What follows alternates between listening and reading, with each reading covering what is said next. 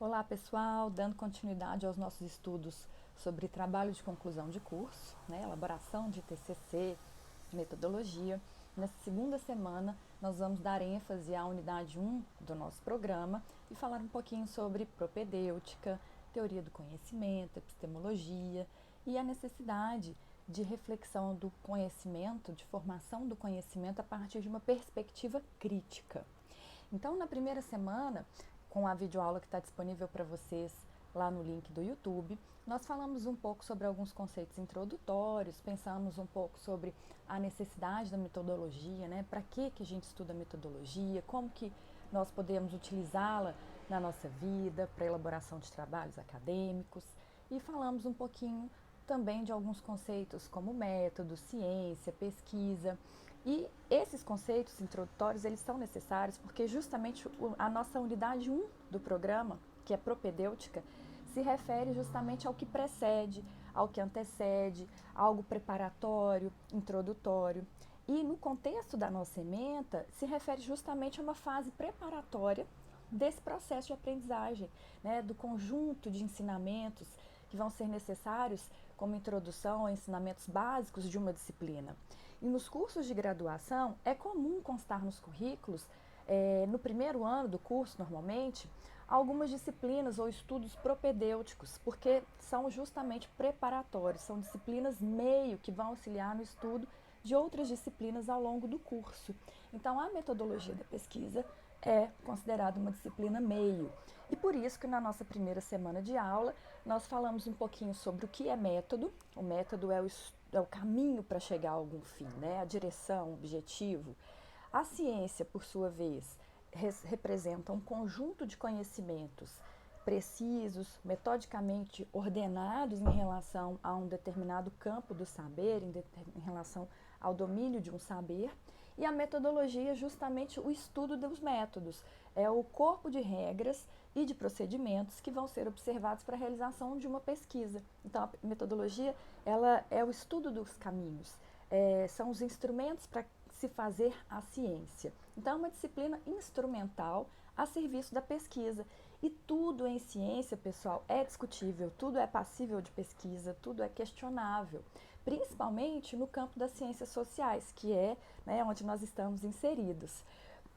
O autor que eu indiquei para vocês, Pedro Demo, ele fala sobre a inexistência de uma teoria final. Não há uma prova cabal, não existe uma prática irretocável, um dado que seja evidente, que não seja passível de questionamento.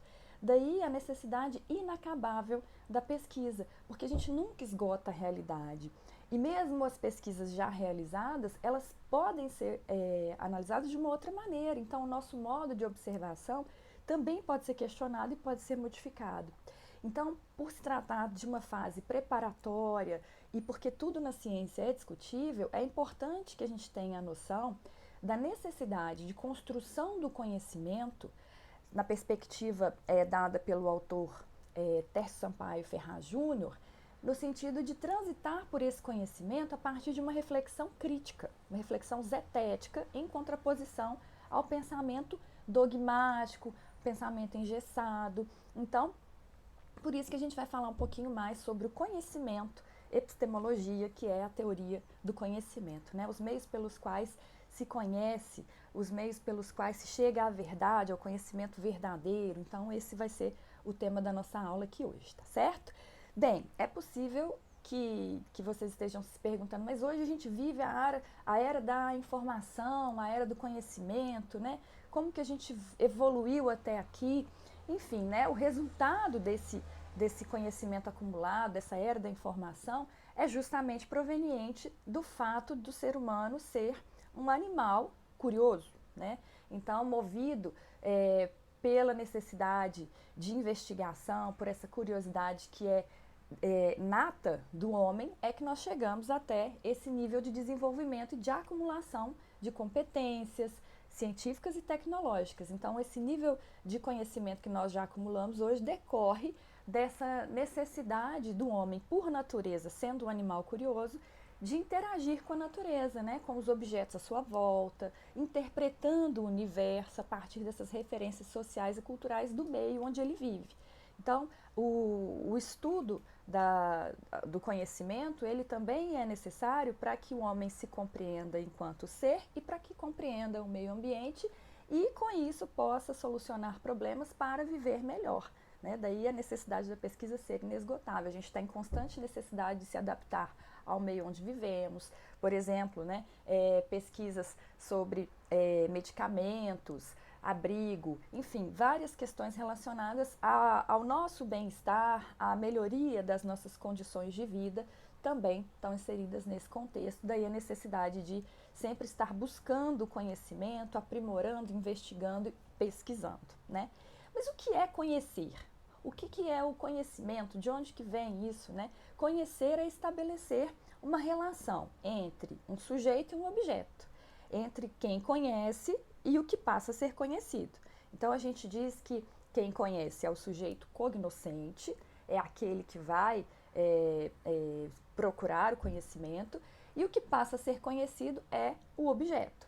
Então, qualquer conhecimento existe a partir dessa relação. Qualquer tipo de conhecimento existe a partir de uma relação que se estabelece entre um sujeito e um objeto. Então, todo conhecimento pressupõe esses dois elementos. E essa relação entre o sujeito e o objeto é uma relação de apropriação. Essa relação de apropriação, ela vai variar de acordo com a complexidade do objeto, né?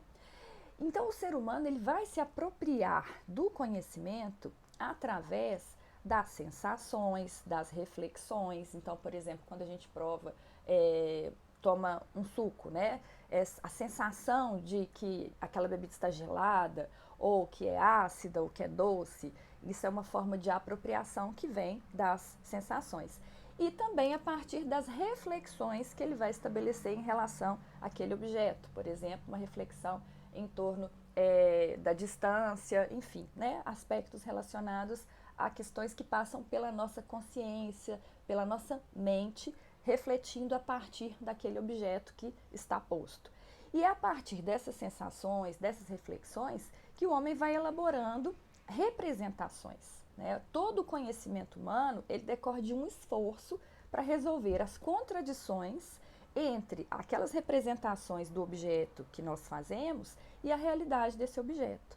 Então, dependendo da forma como a gente chega a essa representação, o conhecimento ele pode ser classificado em conhecimento popular, que também é conhecido como senso comum, que, por exemplo, provém da habilidade ou da forma como nós cozinhamos, da forma como nós cuidamos das plantas, né? Senso comum.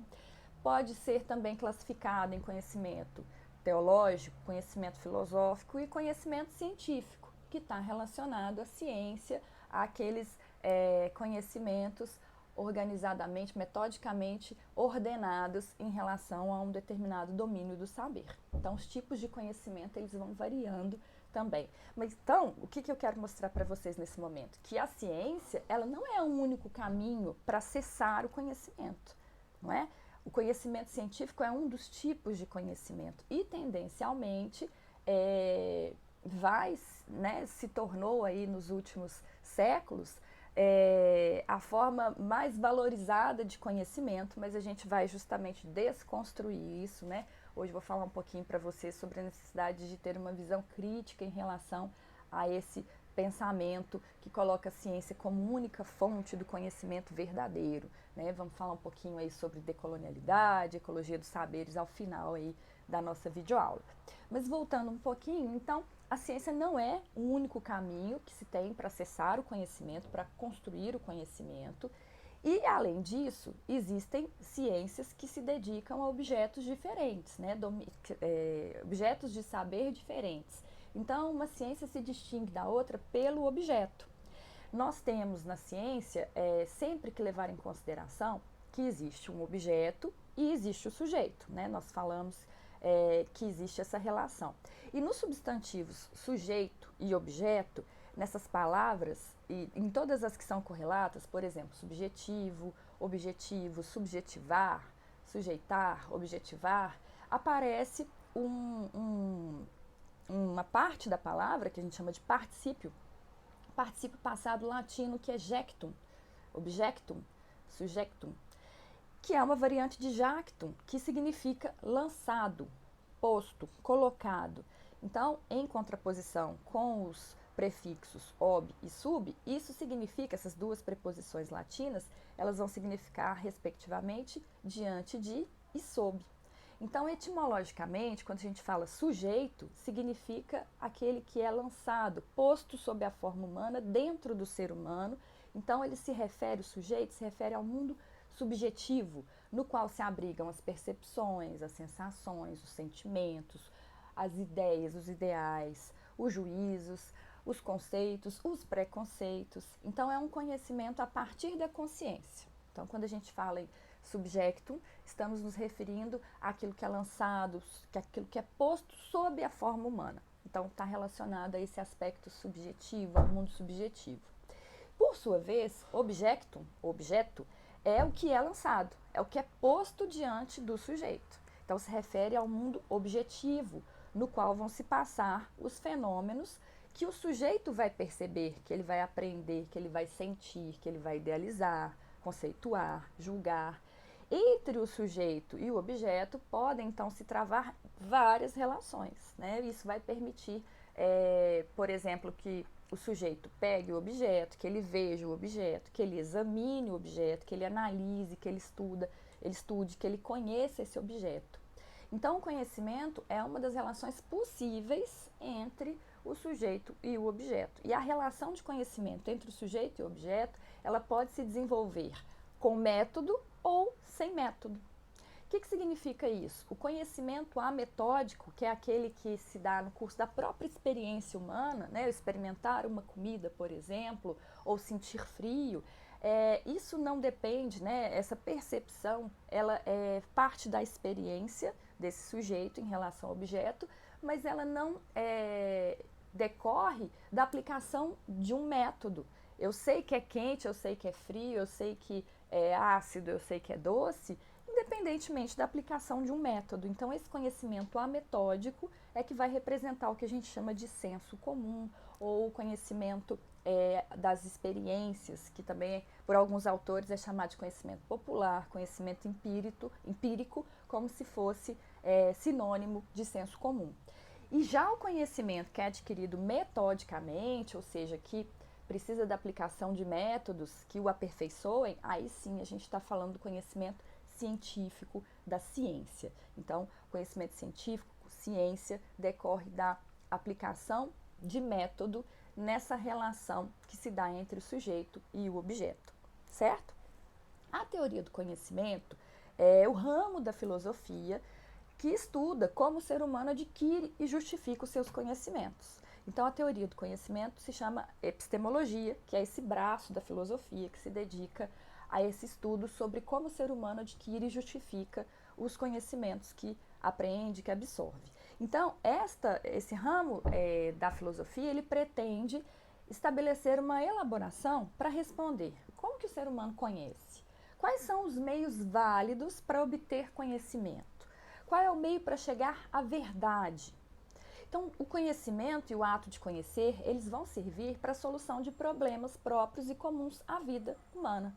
Como eu falei no início, ao viver, o ser humano ele tem experiências progressivas de dor, de prazer, de fome, de saciedade, do quente, do frio, entre muitas outras. Então, a construção do conhecimento, ela se dá por essa vivência, por essa adaptação, essa interpretação, assimilação do meio interior e exterior do ser.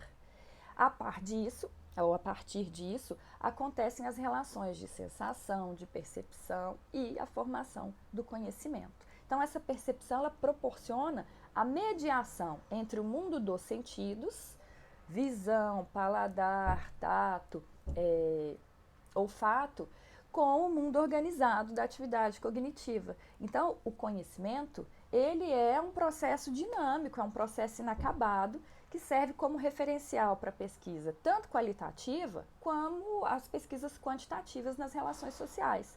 É uma forma de buscar conhecimentos próprios nas ciências exatas e nas ciências experimentais. Então, o conhecimento e o saber, eles são essenciais para a existência do homem e ocorrem entre todos os povos, independentemente de raça, crença Então, esse desenvolvimento do resultado dessas vivências, dessa experiência, dessa relação do mundo dos sentidos com o mundo organizado da atividade cognitiva, é que vai gerando esse conjunto, né, de conhecimento, essa carga de conhecimento dos povos, independentemente de raça, crença, e vai variar também de acordo com um determinado momento histórico, o meio em que estão inseridos. E aí é importante a gente pensar aqui, né, a partir de Nietzsche, que considerava que o homem é um animal inacabado. É inacabado porque ele está em constante transcendência de si, sempre indo além, né, se superando, se reinventando, buscando mais. E é um ser também, além de inacabado, inadaptado em relação ao meio que vive, né, por conta daquela noção que eu já até antecipei, a necessidade, por exemplo, de pensar para a cura de determinadas doenças, de se abrigar. Então ele está sempre tendo que se adaptar ao meio em que vive. Então isso é que leva à busca do conhecimento. E no ato de conhecer, ele conhece a realidade vivencial, porque se os fenômenos agem sobre os seus sentidos, ele também pode agir sobre os fatos, adquirindo uma experiência pluridimensional, né, do universo, né, uma relação, uma interação que vai além de uma dimensão específica, que vai proporcionar as relações com os outros seres e relações com o meio ambiente em que vive. Então, de acordo com esse movimento que orienta, que organiza a atividade humana, conhecer, agir, aprender e outros conhecimentos se dão em níveis diferenciados de apreensão dessa realidade. Embora estejam interrelacionados, né, vários conhecimentos, a gente fala de multidisciplinariedade, pluridimensionalidade, mas o fato é que a busca por esse conhecimento, ela não se dá de forma estruturada, rígida, ela se aprofunda e vai permitindo uma constante adaptação, transformação, daí a noção de Nietzsche de transcendência de si, de que o ser humano é um ser inacabado também, inadaptado e inacabado. E desde as primeiras proposições sobre os modos de conhecer, é que se afirma a relação entre o conhecimento e o que é verdade. Então, se a gente pensar lá no início da tradição epistemológica, nós temos a noção de Platão, que opôs a crença, que também é chamada de opinião ou doxa, do grego, ao conceito de conhecimento. Para a epistemologia, a crença é um estado mental que pode ser verdadeiro ou falso. Ela representa um elemento subjetivo do conhecimento. Então, a crença ou doxa é um elemento subjetivo do conhecimento. Uma pessoa pode acreditar em algo e ainda assim ter dúvidas, né? Ela pode acreditar que alguma coisa é verdadeira e ainda assim ter dúvidas. Mas quando ela acredita em alguma coisa, ela está dando ali uma chance daquilo ser verdadeiro. Então, o ato de acreditar é ação. Acreditar é ação. A crença é a certeza que você tem dentro de você em relação a alguma coisa. Então, uma tomada de decisão, uma tomada de posição no sentido de acreditar sem questionamento numa determinada questão, né? Num determinado assunto, numa determinada afirmação, enfim, uma posição em relação a alguma coisa ou algum fenômeno. Então, a crença ela é sinônimo de convicção, de fé, de um conjunto de ideias sobre alguma coisa. Já a verdade significa o que é real ou o que é possivelmente real dentro de um sistema de valores. Então, eu posso ter a minha crença e ela pode ser real ou não, mas a crença é a minha convicção, é a minha fé, meu conjunto de ideias em relação a alguma coisa. E quando eu acredito, eu estou impondo ali uma ação, acreditando, é o aspecto subjetivo do conhecimento. E a justificação é um tipo de autorização a crer, né, em alguma coisa. Então, quando o indivíduo ele acredita em alguma coisa verdadeira e está justificado a crer, sua crença é o conhecimento. Então, o conhecimento é uma crença verdadeira, uma crença justificada, é aquilo que está justificado a crer. Essa questão de ser verdadeiro ou não vai depender de um sistema de valores em um determinado momento. Então, essa primeira perspectiva, né, da epistemologia em torno do que compõe o conhecimento, de onde vem o conhecimento, dá essa noção de crença, da convicção, que, se justificado ou havendo a possibilidade de justificação dessa crença, pode ser verdadeira ou não dentro de um sistema de valores estabelecido naquele determinado momento, naquele contexto. Então, as fontes do conhecimento, elas são, né, em resumo, a percepção, que vem pela utilização dos 5 sentidos, pode ser também, o conhecimento pode ser proveniente, né, pode ser decorrente da memória. Por exemplo, se eu me alimentei ontem, o que eu comi ontem, naquele momento em que eu comi, que eu senti quente, frio, enfim, eu tive a percepção a partir dos meus 5 sentidos. Mas hoje, quando eu me lembro daquilo que eu comi, é a memória que é a fonte do conhecimento em relação àquela situação, aquilo que eu vivi, aquela experiência que eu tive. Além da percepção e da memória, também são fontes do conhecimento o testemunho. Então, por exemplo, eu posso nunca ter ido a algum lugar, por exemplo, no Cristo Redentor ou no Corcovado, mas eu sei que existe o Corcovado, eu sei que existe o Cristo Redentor lá no Rio de Janeiro, porque eu já ouvi relatos sobre isso, eu já vi fotos sobre isso, então também o testemunho é fonte do conhecimento. Além da introspecção, a introspecção é aquilo que vai permitir, são as nossas reflexões. A introspecção são as nossas reflexões a partir de um objeto, a nossa interação com o objeto. E a razão. A razão é justamente o que permite que seja feita a reflexão. E, a princípio, pessoal, quando a gente tinha lá entre os pensadores gregos as primeiras reflexões sobre o que era o conhecimento era obtido a partir da observação das coisas. Conhecimento a partir do objeto. Já na era medieval, um outro paradigma em relação ao conhecimento passou a reconhecer o conhecimento a partir da consciência. Então, a gente teve, ao longo das eras, né, uma mudança de paradigma em relação a essa visão sobre de onde provém o conhecimento. Então, no primeiro momento, conhecimento a partir da observação das coisas, conhecimento a partir do objeto. Posteriormente, já na era medieval, a gente pode falar em conhecimento a partir da consciência. E na filosofia moderna existem 3 vertentes ou posições em relação a essa obtenção do conhecimento verdadeiro. Então, vocês já devem ter ouvido falar, por exemplo, de empirismo, racionalismo e criticismo.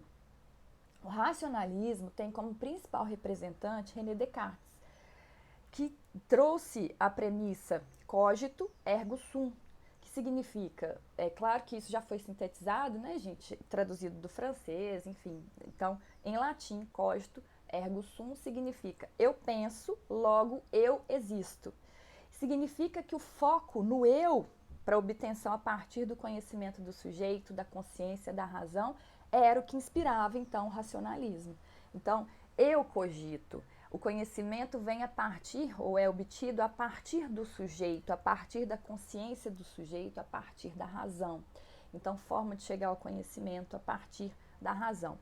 E ele foi considerado o fundador, né, René Descartes foi considerado o fundador da filosofia moderna, digamos assim, né, e ele chegou a essa conclusão do cogito ergo sum no Discurso do Método, que é uma obra bastante importante, que foi publicada em 1637, e ele se deu conta de que ele podia duvidar de tudo, né? Podia questionar tudo, mas a única coisa que ele não poderia colocar em questão era o fato de ele mesmo estar duvidando.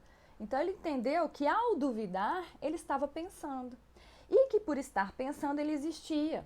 Então dessa forma, a existência foi a primeira verdade irrefutável que ele encontrou. E aí isso é que inspirou toda essa base do racionalismo, a base do conhecimento sendo a razão, e que, né, se opõe ao empirismo. O empirismo tem como principais representantes John Locke, David Hume, e para os empiristas, ou dentro do empirismo, o método de obter o conhecimento é aquele que passa pelos 5 sentidos.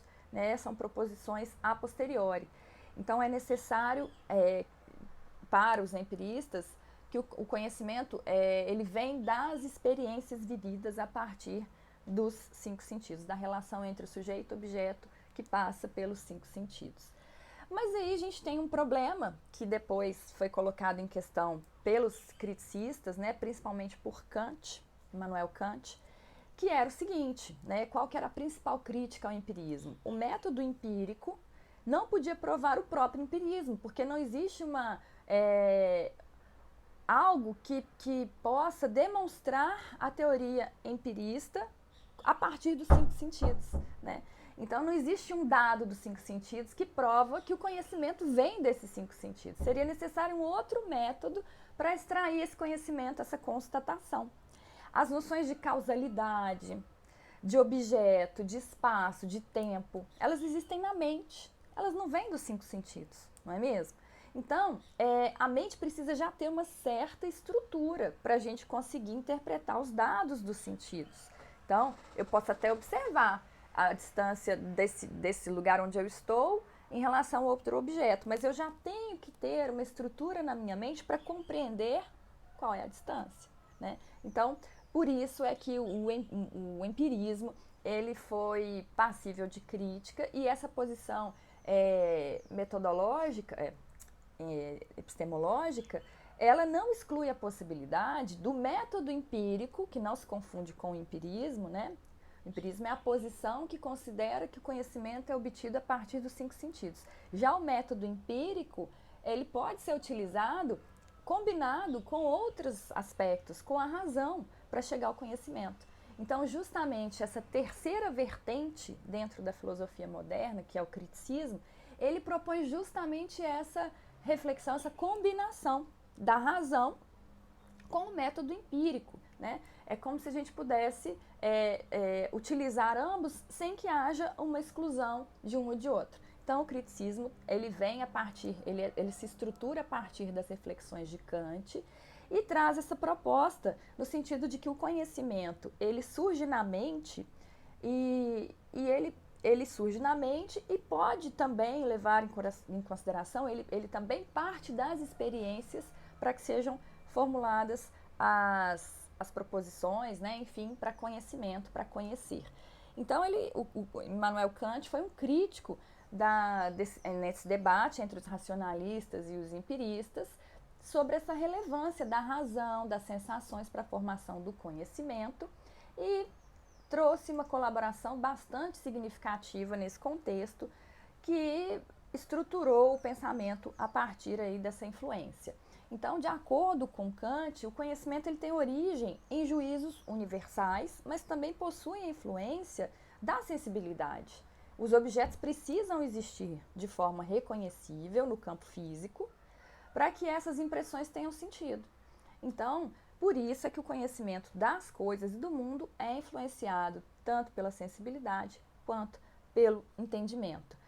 No momento mais recente da nossa história, o paradigma atual em relação a como obter o conhecimento, de onde vem o conhecimento, como se conhece, ele está influenciado pelo giro linguístico ou a virada linguística, que a gente vai falar daqui a pouco, né, que leva em consideração o discurso para a elaboração das teorias e a forma de obter o conhecimento, tá certo? Mas a gente vai deixar para falar isso mais para o final, porque primeiro eu quero falar um pouquinho mais sobre os tipos de conhecimento, considerando o nosso programa, na nossa unidade 1, a gente precisa falar um pouquinho mais sobre o que é o senso comum ou conhecimento popular, empírico, alguns autores tratam como se fosse a mesma coisa, e sobre o conhecimento científico, até a gente chegar nessa virada linguística ou nesse paradigma emergente no final do século XX, século XXI. Enfim, então o senso comum, pessoal, né, essa noção de conhecimento popular, eu já antecipei aqui algumas características, mas ele se refere ao conhecimento que nós adquirimos no cotidiano. Ele é proveniente das nossas experiências, da nossa forma espontânea e direta de nos entendermos, de nos relacionarmos com os outros e com os fenômenos. Então, é o relacionamento diário do ser humano com as coisas. Então, o senso comum é o que é proveniente da apreensão simples, sem muita elaboração, sem aplicação do método, é o conhecimento ametódico que a gente diz, né, da realidade cotidiana. É um tipo de conhecimento ametódico, porque ele não é o único conhecimento ametódico, a gente já vai falar dos outros também. E ele surge da necessidade de resolver os problemas imediatos, sem que haja ali um estudo aprofundado, metódico da realidade, como se verifica, por exemplo, no conhecimento científico, em que a gente aplica um método, né? Então, o conhecimento empírico, ele é obtido ao acaso, a partir de inúmeras tentativas, ou seja, através de ações que não são planejadas no dia a dia, certo? Então, ele é construído a partir de tentativas e erros, dentro de um agrupamento de ideias que vem da experiência cotidiana, sem a intenção, sem uma preocupação de atingir o que o objeto contém além das aparências, né? Eu não quero investigar além das aparências daquele objeto. Então, por isso é que podemos caracterizar o senso comum como aquele conhecimento instintivo, espontâneo, subjetivo, acrítico. Ele também é considerado que é permeado pelas opiniões, emoções e valores daquele que o produz. Então, ele é carente de objetividade, como a gente diz, e também vai variar de acordo com o conhecimento relativo da maioria dos sujeitos num determinado momento histórico.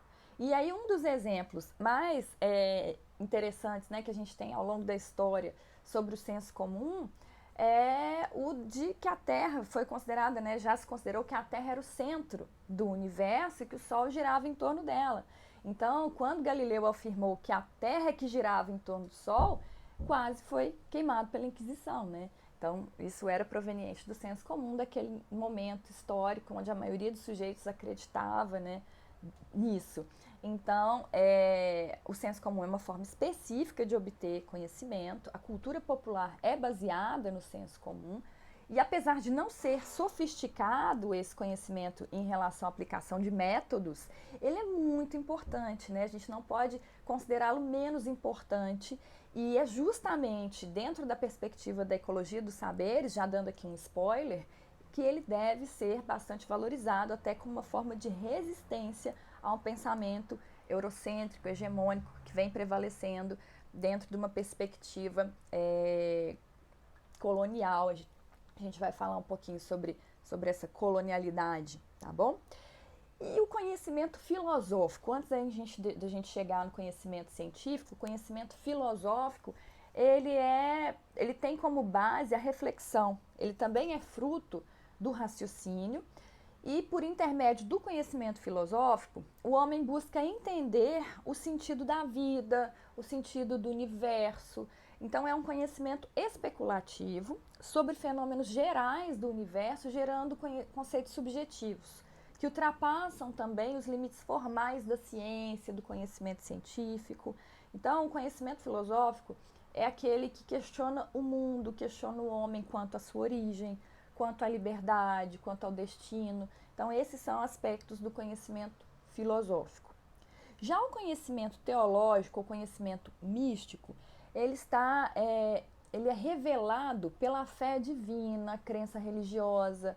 Então, ele não pode ser confirmado ou negado. O conhecimento teológico, ele depende de uma formação moral e das crenças de cada indivíduo. Então, a gente pode acreditar em milagre, a gente pode acreditar em Deus, a gente pode acreditar em reencarnação. E é fundamental, ele é fundamentado exclusivamente na fé. Então, ele é desprovido de método também, né? O conhecimento teológico ele também é ametódico. E ele é adquirido a partir de uma aceitação de axiomas, né, da fé teológica. Ele é fruto da revelação da divindade. Então, ele também não passa pela aplicação do método para o conhecimento. Já o conhecimento científico, este sim, ele se difere desses outros tipos do senso comum, do conhecimento teológico, do conhecimento filosófico, justamente porque ele procura conhecer além do fenômeno e resulta de uma investigação metódica e sistemática da realidade. Então, ele vai buscando as causas dos fatos e as leis que regem esses fatos a partir da utilização do método de forma científica, que a gente diz, né?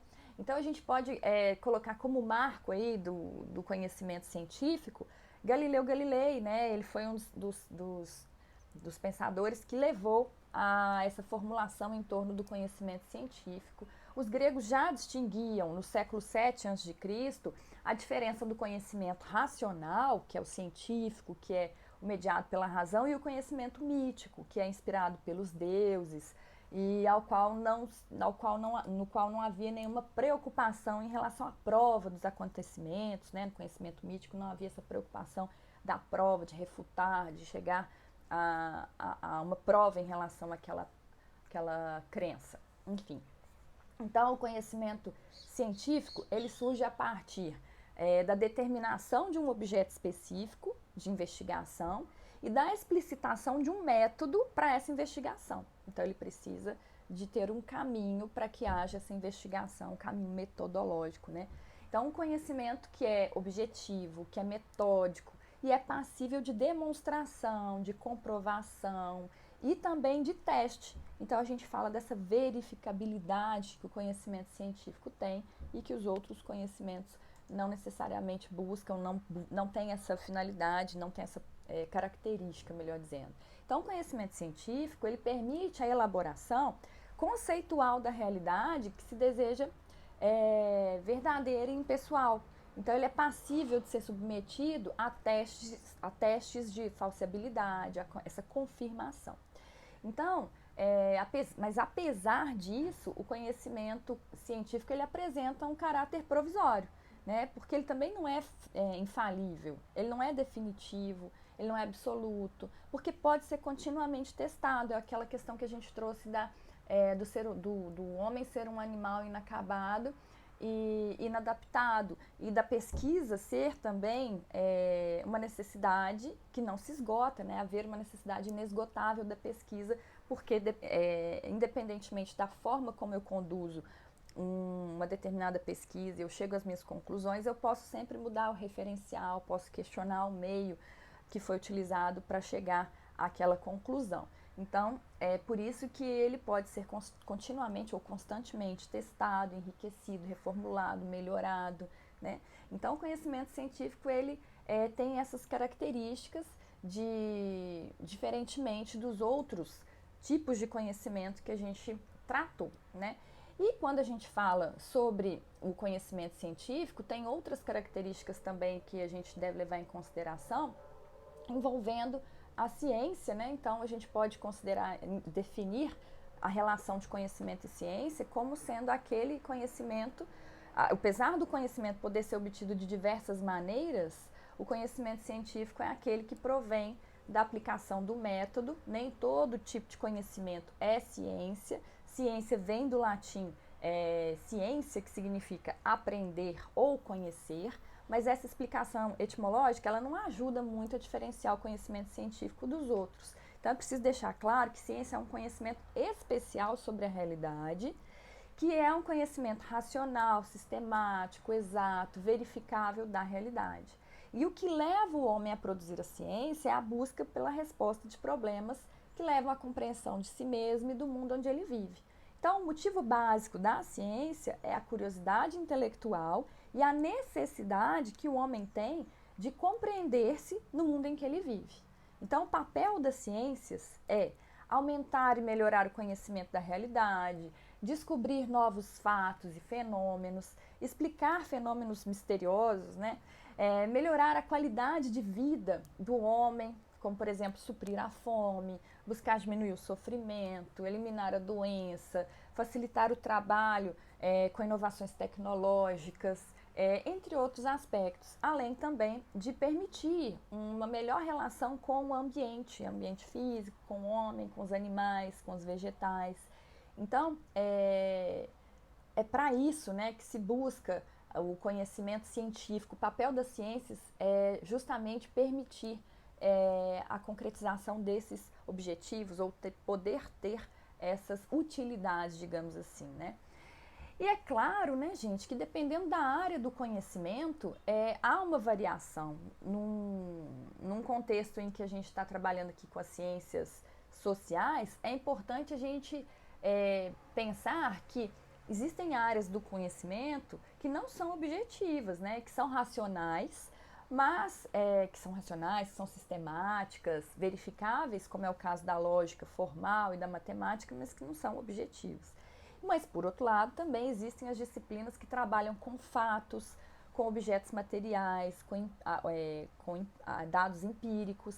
Então, essa divisão entre as diferentes áreas do conhecimento levou os estudiosos a classificarem as ciências entre ciências formais e ciências fáticas. As ciências formais, elas se preocupam com coisas abstratas, com símbolos que só existem na mente humana, no plano conceitual, como os números, por exemplo, né? E as ciências fáticas, por sua vez, são materiais. O método de observação das ciências fáticas é a experimentação, é o critério de verdade, a verificação.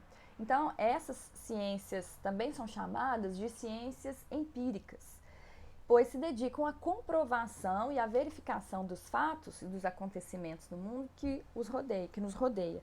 Então, as ciências fáticas ou ciências empíricas, elas empregam símbolos interpretados e podem ser classificadas entre ciências naturais, que se referem ao estudo do mundo natural, como a física, a química, a biologia, e as ciências sociais, que se referem ao estudo do comportamento humano e da sociedade, como a sociologia, ciência política, o direito, a economia, a história, a administração.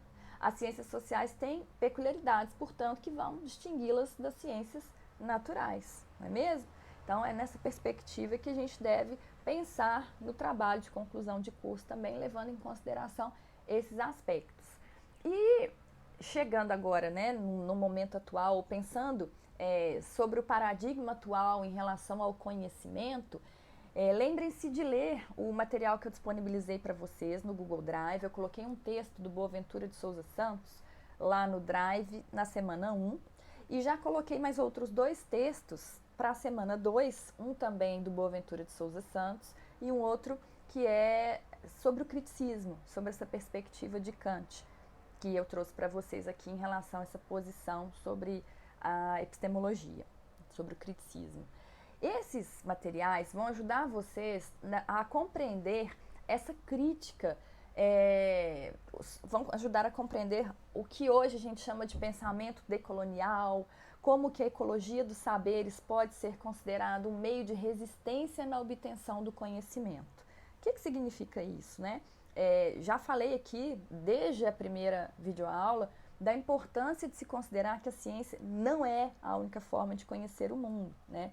Claro que o objetivo básico da ciência é descobrir as verdades, se constituir como uma compreensão plena da realidade e fornecer um conhecimento provisório que vai facilitar a interação com o mundo, possibilitando previsões confiáveis sobre acontecimentos futuros, indicando mecanismos de controle que possibilitem uma intervenção também sobre esses aspectos, né? Então, a ciência, ela de fato adquiriu um alto poder em relação ao conhecimento produzido e mantém uma posição privilegiada em relação aos demais conhecimentos, né? O conhecimento popular, por exemplo. Mas essa posição privilegiada, ela foi adquirida também pelas conquistas que foram efetuadas pela biologia, pela química, pela física, por meio da construção do conhecimento científico. Mas, mais uma vez, deve-se ter a clareza de que a ciência ela é apenas uma das formas de conhecer o mundo e que existem outras formas de tornar o mundo inteligível também, né? E de onde que veio isso? De fato, na sociedade ocidental, a ciência é a forma hegemônica de construção do conhecimento, embora isso seja considerado por muitos críticos um mito da atualidade, né, por causa da sua pretensão de ser o único motor e critério de verdade existente. Então, nós não concordamos com esse absolutismo, vários autores não consideram correta essa perspectiva e não concordam com esse absolutismo do sentido e valor dessa ciência. Claro que ela tem a sua importância, tem bastante relevância por conta desses aspectos da finalidade que o conhecimento científico tem, das utilidades que ele proporciona, né? Mas desde os tempos imemoriais, as religiões, a filosofia, os mitos, a poesia, a arte, têm sido instrumentos poderosos também de conhecimento. E também permitem desvendar lógicas profundas do inconsciente coletivo, da vida cotidiana, do destino humano. Então, o conhecimento, ele tanto pode ser fonte de libertação, ele pode ter função de libertação, como também de opressão. E o conhecimento libertador, ele ele não é só de indivíduos, mas também de grupos humanos, né? Pode permitir uma autonomia, uma emancipação de grupos de indivíduos. Então, atualmente, a detenção do conhecimento é um tipo de poder que é disputado mesmo entre as nações. Mas o conhecimento, ele pode ser utilizado como mecanismo de opressão também. Então, para discutir essas questões, é que é necessário que a gente tenha a perspectiva de um novo paradigma, ou que a gente tenha um olhar a partir de um novo paradigma para a discussão em torno do conhecimento, que é justamente a perspectiva que o professor Boaventura de Souza Santos, sociólogo português, traz no texto que eu disponibilizei para vocês lá na aula 1. Então, é necessário que a gente tenha a capacidade crítica, a capacidade de questionar, de avaliar os parâmetros de toda a nossa história e reconstruir, inovar, intervir, né? Então, além de discutir esses paradigmas do conhecimento, é necessário que a gente avalie um problema específico do conhecimento, de questionar o conhecimento científico como fonte de inovação, para que a gente mude a nossa realidade, para que o conhecimento possa ser utilizado a busca pelo conhecimento se dê de forma inclusiva, democrática, nesse sentido, né? Então, o questionamento, ele sempre foi a alavanca crucial do conhecimento, e para mudar alguma coisa é imprescindível que a gente desfaça algo que nos parece uma verdade absoluta, né? Ou seja, é necessário desfazer em parte ou desfazer totalmente essa perspectiva para que então a gente possa afirmar uma reconstrução provisória dentro desse ponto de vista desconstrutivo, porque tudo que existe hoje é objeto de questionamento, é passível de ser questionado, é objeto de mudança.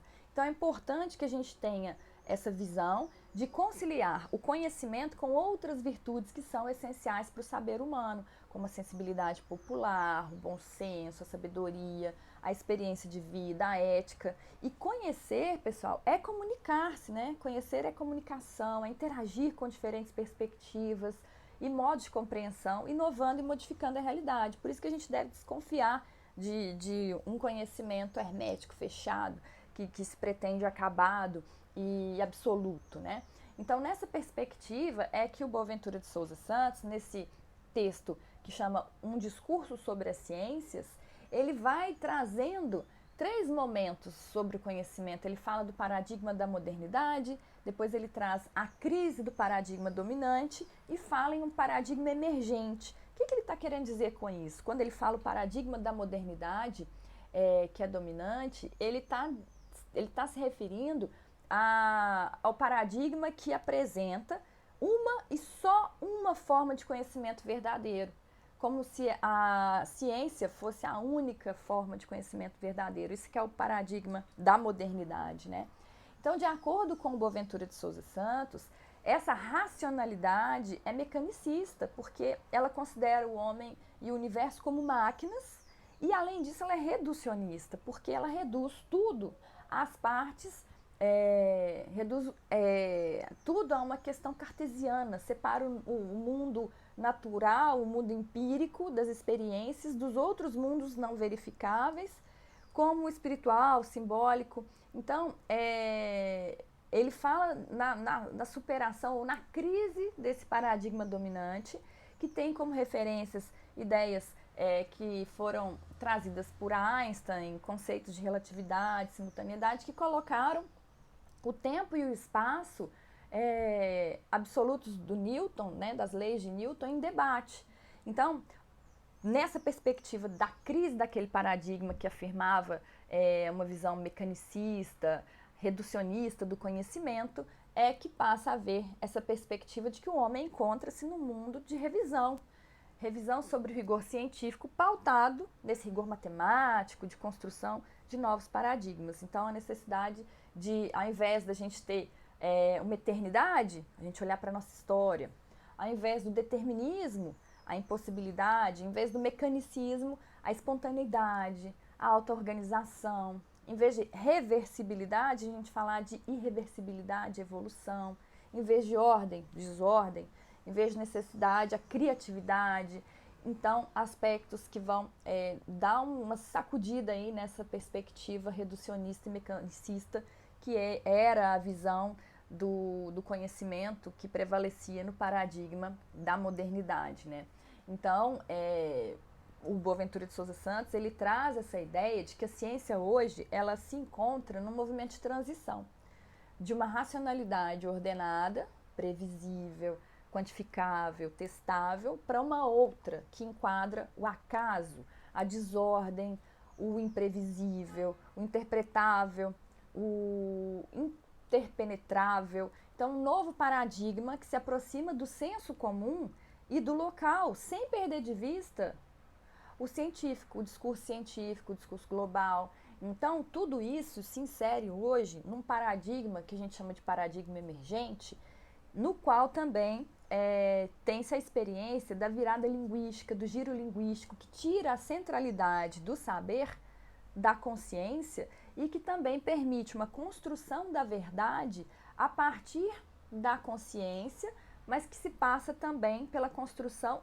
da e na linguagem, despertando uma série de possibilidades a partir daí. Então, a filosofia da desconstrução, o questionamento das bases ortodoxas do saber, estão todos inseridos nesse contexto em que a gente tem essa virada linguística, também no sentido de democratização do saber. Então, por isso que nesse contexto é importante a gente ter a visão do que é o pensamento decolonial, que é o último ponto que a gente vai trabalhar hoje aqui, né? Mas quando a gente fala em virada linguística, está aí inserida a importância da construção do conhecimento a partir de teorização linguística, a partir da construção de narrativas que vão também levar à afirmação, levar à inclusão social, na perspectiva que a gente vai falar daqui a pouquinho, né? Mas então, o que seria esse pensamento decolonial, né? Para isso, a gente precisa compreender o que foi o colonialismo. O colonialismo não se confunde com colonialidade.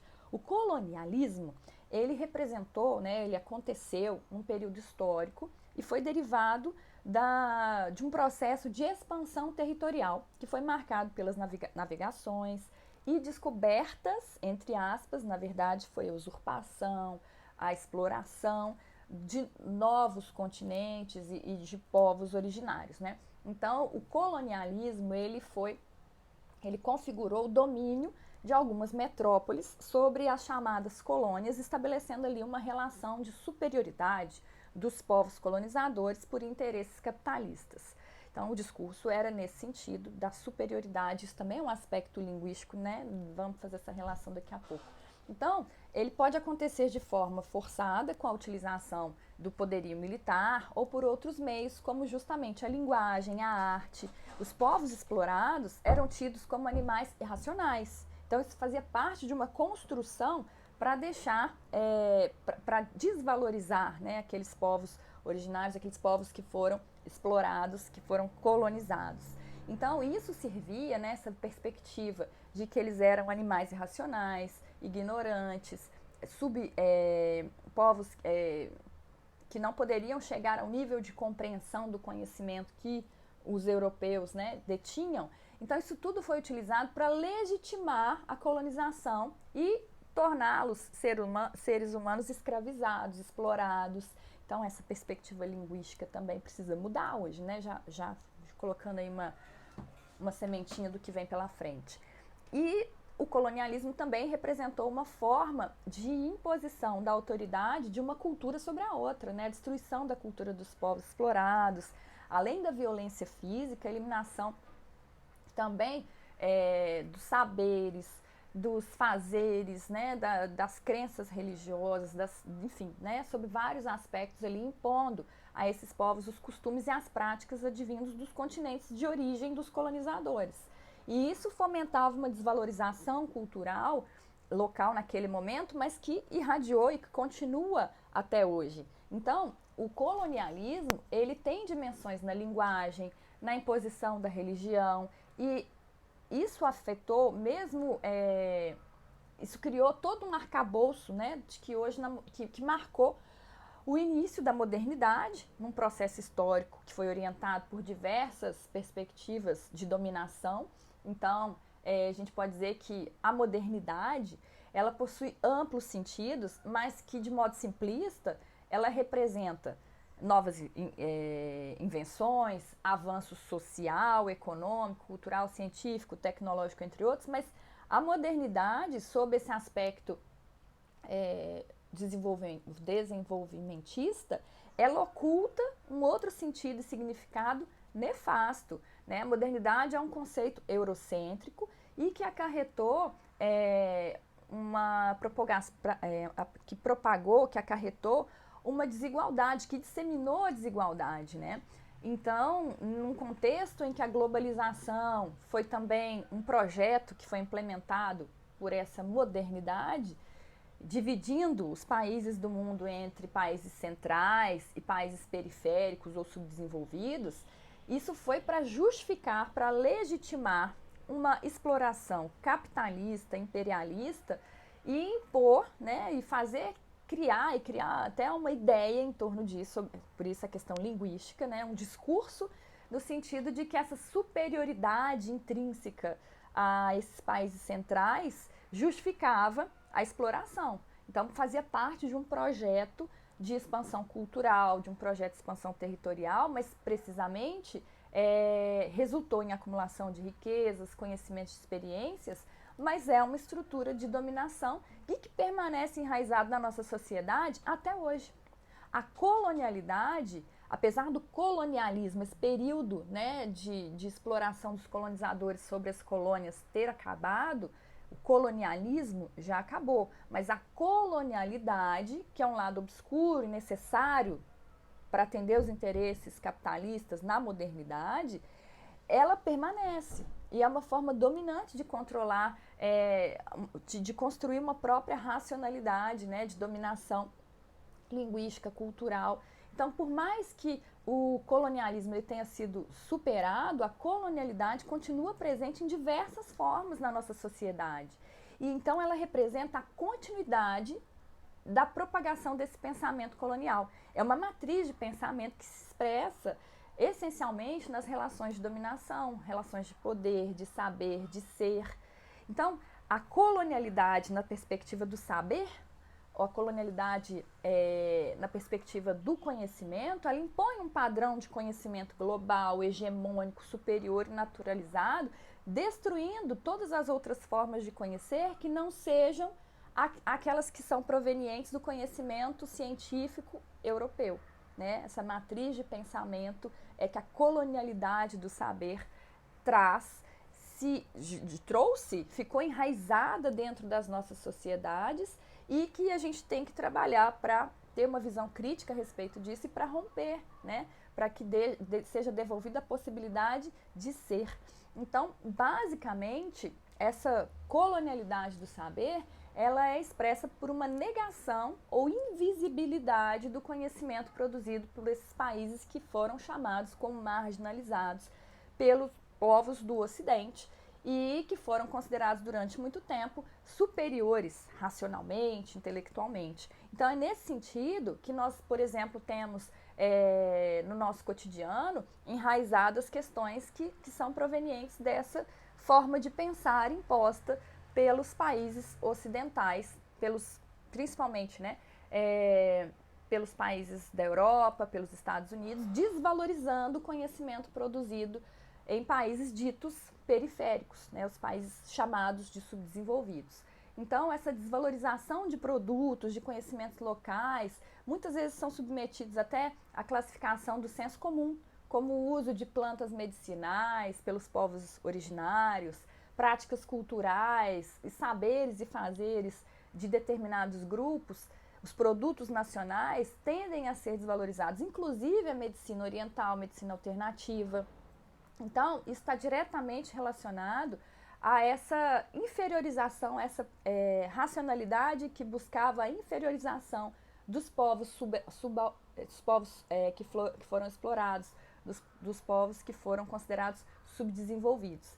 Então, são grupos que foram silenciados, que foram oprimidos, colocados à margem da sociedade, como os negros, os índios, as mulheres, os mestiços, enfim, LGBTQIA+, entre outros grupos. Então, dessa forma, a colonialidade do ser surge como uma perspectiva para diferenciar os povos em relação ao gênero, à raça, à sexualidade, sendo que essas diferenças são atribuídas visando inferiorizar esses grupos, a fim de fortalecer a dominação de determinados povos com o intuito de manter essa exploração. Então, muitos valores, identidades e costumes tendem a se perder nesse contexto, devido a esse sentimento de inferioridade, de não pertencimento de muitos desses indivíduos e grupos, tudo isso dentro dessa matriz colonial de pensamento, que é o que precisa ser rompido, né? Que vem dessa experiência vivida da colonialização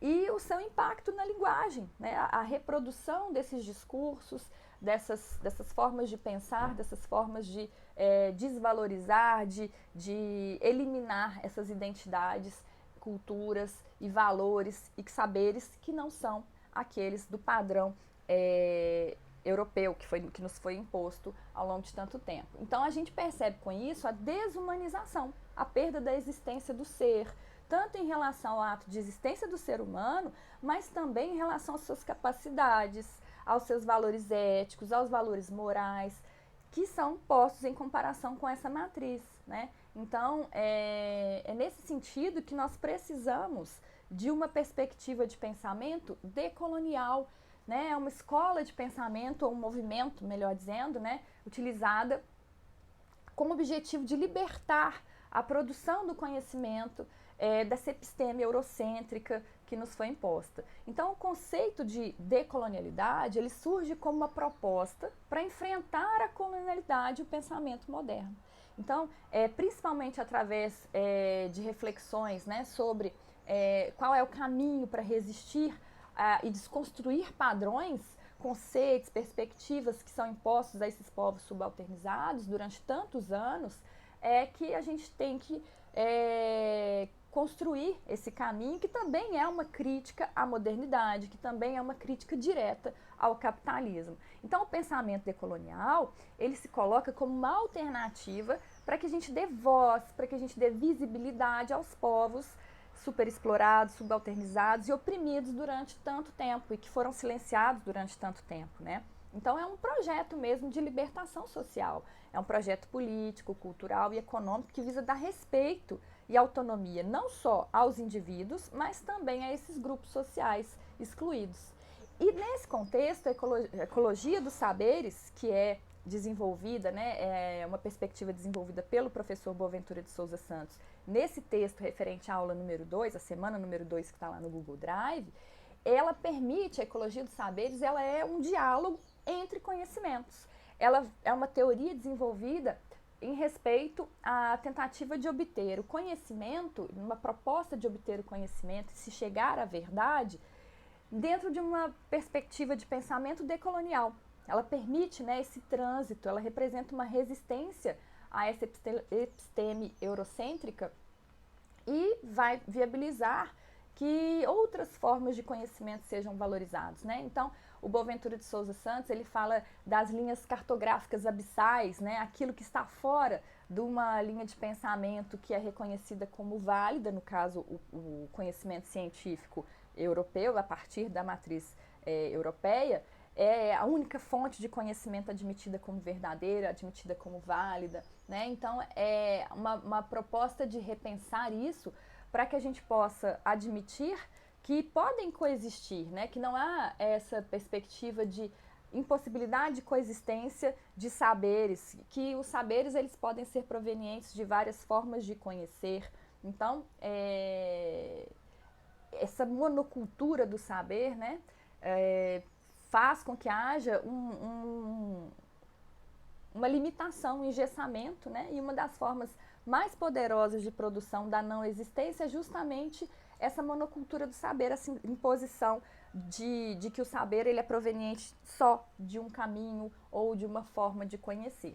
Então, dentro disso, essa vertente, essa divisão abissal aí do conhecimento, nessa perspectiva que Boaventura de Souza Santos critica, ele coloca que isso é um grande instrumento de morte, né, dentro da modernidade, epistemicida, que é o termo que ele usa, né, morte do conhecimento, porque deliberadamente ele vai arrasar, marginalizar, descredibilizar todos os conhecimentos que não são científicos, que não são que são alternativas ao conhecimento científico europeu, tanto do norte quanto do sul. Ele também fala de epistemologias do sul, no sentido de oxigenar, no sentido de admitir outros conhecimentos como fontes também, né?